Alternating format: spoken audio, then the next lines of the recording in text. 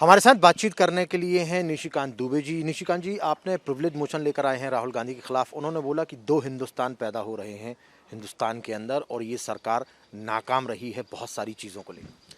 देखिए, वो देश तोड़ने के साजिश में जो है एक शामिल हैं। जिस तरह से उन्होंने चाइना की बड़ाई की, जिस तरह से उन्होंने जिन्ना के द्विराष्ट्रवाद के सिद्धांत को जो है स्टेट और फेडरल स्ट्रक्चर में बढ़ाने की बात की, ये एक बहुत बड़ी साजिश है। और मुझे लगता है कि प्रिविलेज मोशन तो छोटी चीज़ है। केंद्र सरकार को जांच करनी चाहिए राहुल गांधी जी की एक्टिविटी को, कि वो कहाँ जाते हैं, कहाँ आते हैं, किससे मिलते हैं। क्योंकि आपको ध्यान हो कि चाइना का जो पॉलिट ब्यूरो है कम्युनिस्ट पार्टी का, उसके साथ कांग्रेस पार्टी ने एक एग्रीमेंट भी साइन किया था। ये एक ऐतिहासिक डॉक्यूमेंट है।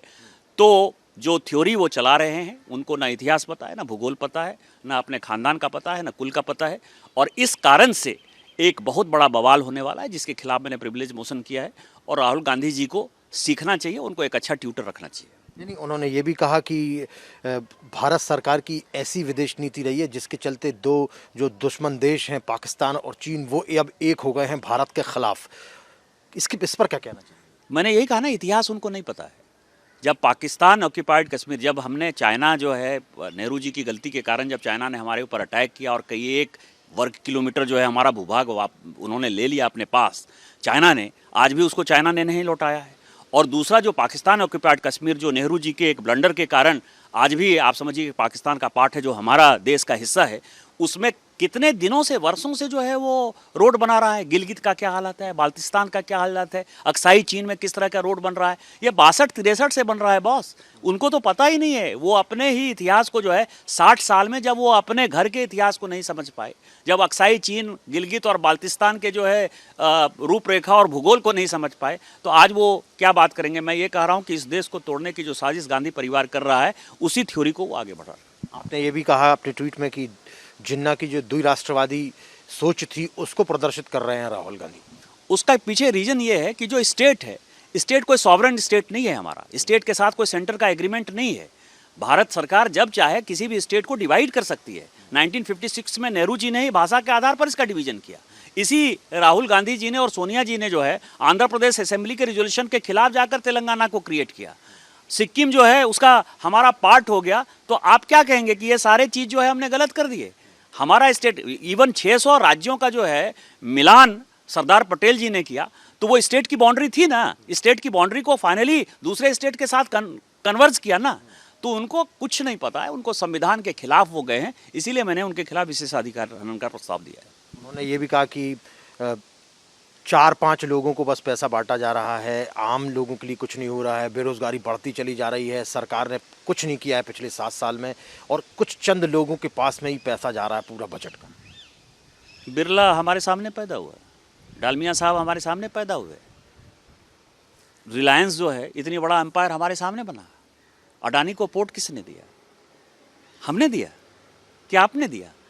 तो करे कोई भरे कोई, सब बिजनेसमैन को पैदा आपने किया। आपने गलत तरीके से जो है बिजनेसमैन को आगे बढ़ाने का प्रयास किया।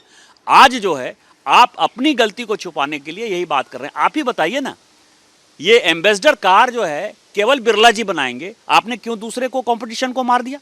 एम्बेसडर के अलावा कोई कार आपको नहीं नजर आ रही थी? ये अखबार यदि होगा तो आपने जो है डालमिया साहब को दे दिया। रामकृष्ण डालमिया साहब जो है टाइम्स ऑफ इंडिया चलाएंगे। यदि कोई जा रहे थे अंग्रेज और वो बेनेट कोलमैन किसी दूसरे को देना चाहता था, तो आपने किस आधार पर उनको दे दिया? तो चाहे अखबार का सवाल हो, चाहे बिजनेस का सवाल हो, आपने पर्टिकुलर जो है मॉनेस्टर पैदा किए। और उसी मॉनेस्टर के आधार पर जो है आज हमारी सरकार को 7 साल में हमने ये सब पैदा किया। रिलायंस जो है सबसे बड़ी इंडस्ट्री है, ये मेरे सामने से है। मैं तो जब से पैदा हुआ हूँ तब से मैं सुन रहा हूँ कि रिलायंस सबसे बड़ी इंडस्ट्री है। बिरला जी हैं, टाटा जी हैं, डालमिया जी हैं, ये हमने पैदा किया। तो अपनी गलती को छुपाने के लिए कांग्रेस ये कर रही है। कांग्रेस पूंजीपतियों की सरकार है, उन्हीं के सहारे वो अपना जीवन यापन करती है। और ये पूरा ठीकरा जो गांव गरीब किसान की बात करते हैं मोदी जी, चूँकि वो गरीब परिवार के लड़के हैं और इसीलिए उनके ऊपर ये ठीकरा देना चाहते हैं। और अब मैं आपको यही रिपीट करूँगा कि राहुल जी को इतिहास पढ़ना चाहिए, समझना चाहिए और एक ट्यूटर रखना चाहिए। एक अंतिम सवाल जानना चाहता हूँ, क्योंकि उन्होंने पेगासस की बात की। उन्होंने बोला कि प्रधानमंत्री खुद गए थे इजराइल और वहाँ पर जाकर उन्होंने वहाँ के प्रधानमंत्री से बात करके ये सब पूरा मामला सेट किया था। उन्होंने ही रिकॉर्डिंग करवाई है, उन्होंने ही सब कुछ कराया। देखिए, सुप्रीम कोर्ट ने इसके लिए एक कमेटी बनाई है।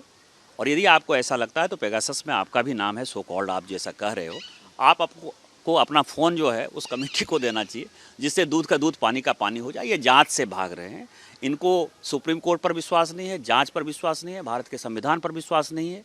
और जिस तरह से उन्होंने तो कहा कि सारे जि- सुप्रीम जि- कोर्ट, जि- ये जिस तरह चुनाव से आयोग सबको जिस तरह से इमरजेंसी लगाई थी इंदिरा जी ने, तो गांधी परिवार जो है वो डिक्टेटोरियल मानसिकता के साथ चलता है, उसी के वो उपज है। बहुत बहुत धन्यवाद हमारे साथ बातचीत करने के लिए। विजुअल संदीप के साथ Himanshu Tiwari, Republic India network, Delhi.